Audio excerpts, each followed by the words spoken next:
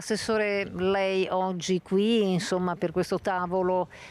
in concerto con le forze dell'ordine, ma anche i sindaci interessati per vedere un po' quali sono le prossime mosse, soprattutto per quanto riguarda il Bassanese e il Vittorio Veneto, che sappiamo anche là, insomma, questa bomba d'acqua, questa calamità naturale si è riversata. Sì, abbiamo questi fenomeni meteo che hanno colpito nei giorni scorsi, iniziato da Auronzo di Cadore, poi Rocca Pietore e poi altri comuni, e questa mattina abbiamo avuto delle precipitazioni molto consistenti nella zona del Bassanese, a nord e a nord-est di Bassano in modo particolare, con 80 mm d'acqua in poco più di 2 ore. Quindi sono precipitazioni molto consistenti che creano parecchi problemi. Io sono passato qui adesso al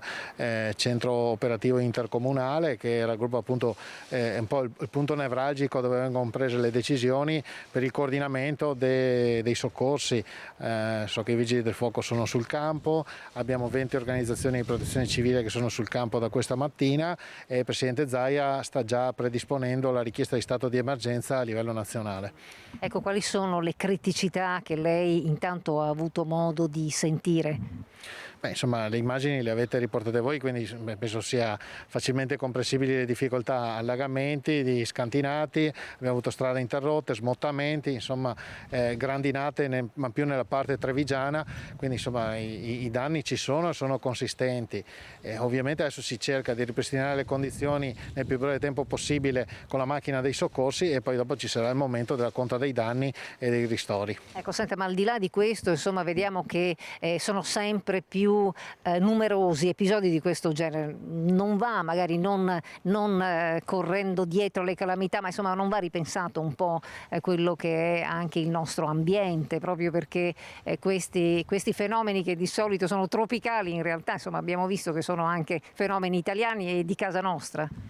Ma guardi, io posso dire semplicemente una cosa, e non lo dico io, lo dicono persone autorevoli, come ne cito uno per tutti, il professor Luigi Del Paus, che è un luminare nel campo dell'idraulica. Da alcuni anni la Regione ha messo in campo un piano di opere di difesa del suolo che mai si era visto prima: bacini di laminazione, arginature, briglie, e non è un caso se l'anno scorso i massimi esperti, anzi 2 anni fa ormai, i massimi esperti nel campo hanno dichiarato pubblicamente che se non fossero state messe in campo queste opere di prevenzione,